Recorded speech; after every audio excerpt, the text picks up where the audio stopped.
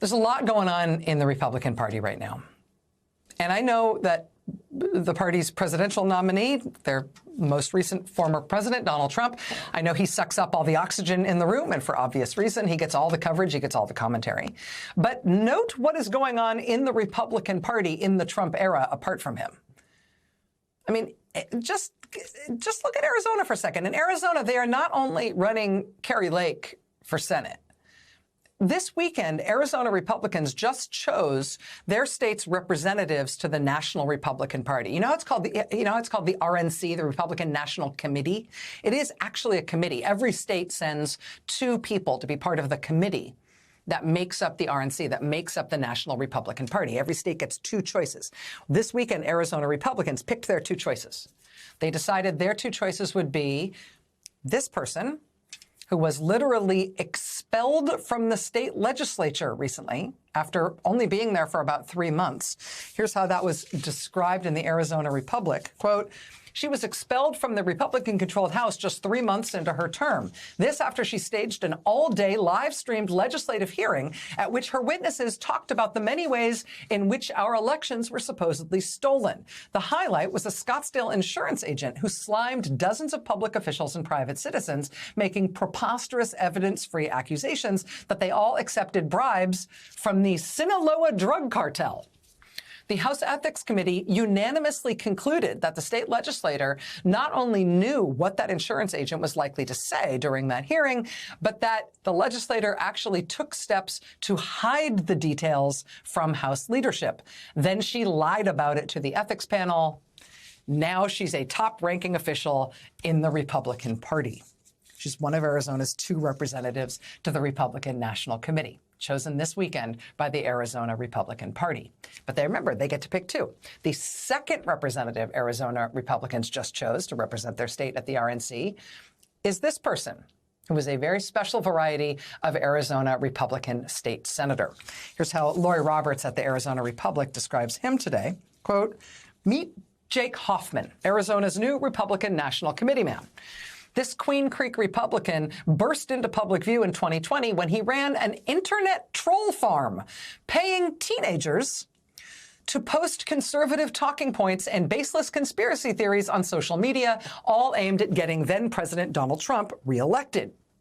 The Washington Post in September 2020 exposed Hoffman's Rally Forge, a digital marketing firm where his job was to pay teenagers, some of them minors, to set up fake personas and blanket social media with thousands of nearly identical posts aimed at undermining confidence in the validity of the election and downplaying the impact of COVID-19.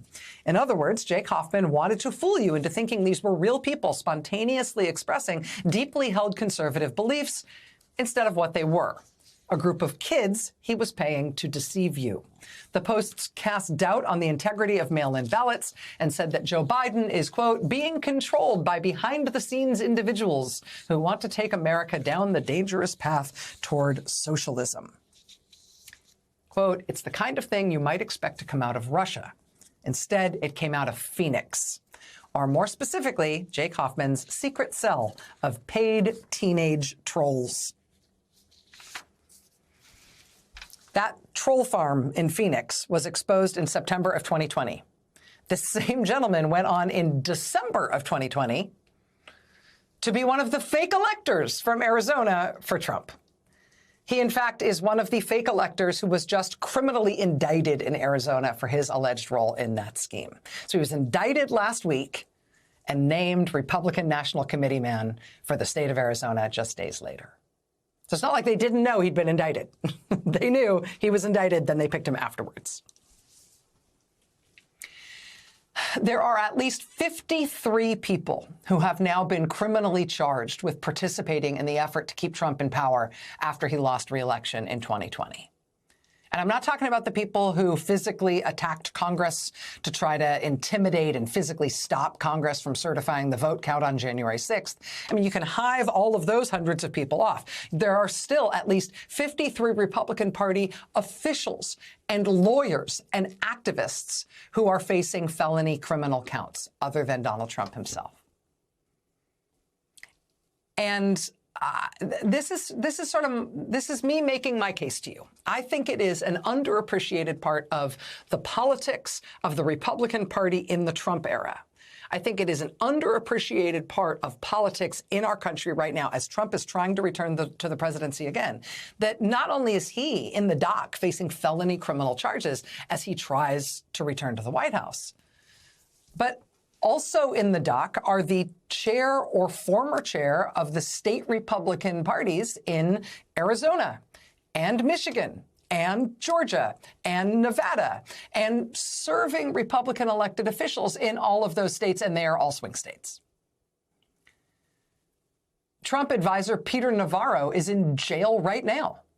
Today, the U.S. Supreme Court again rejected another request from him to get out of prison. He is currently serving time in prison for refusing to testify about his role in Trump's efforts to overthrow the government. Trump attorney Jeff Clark just learned today that in his disbarment proceedings in California, the Disciplinary Council for the State Bar Association is arguing to the court that there is no sanction other than disbarment that is suitable for Jeff Clark given what he did. Quote, "It would be inconsistent with our duty to the disciplinary system and to the profession to even suggest that a sanction other than disbarment should be contemplated. By attempting to violate the rules of professional conduct, Jeffrey Clark, quote, betrayed those oaths and in doing so, his country. Lawyers who betray their country must be disbarred."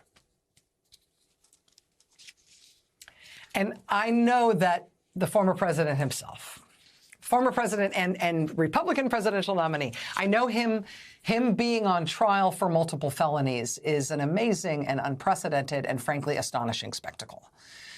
But stick a pin in that idea of astonishing, right? Because the crime he is alleged to have quarterbacked to try to keep himself in power despite losing re-election, that crime is now a sprawling nationwide scandal that has resulted in dozens of Republican officials in almost all the swing states being criminally charged, and in all of the prominent lawyers involved in that effort either being criminally charged or having their law licenses put at risk or both.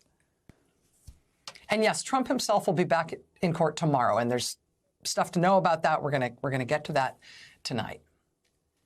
But no matter what happens to him in his own felony cases and in his own political trajectory, do not lose sight of what is happening to the Republican Party while they have been drafting off him in the lead.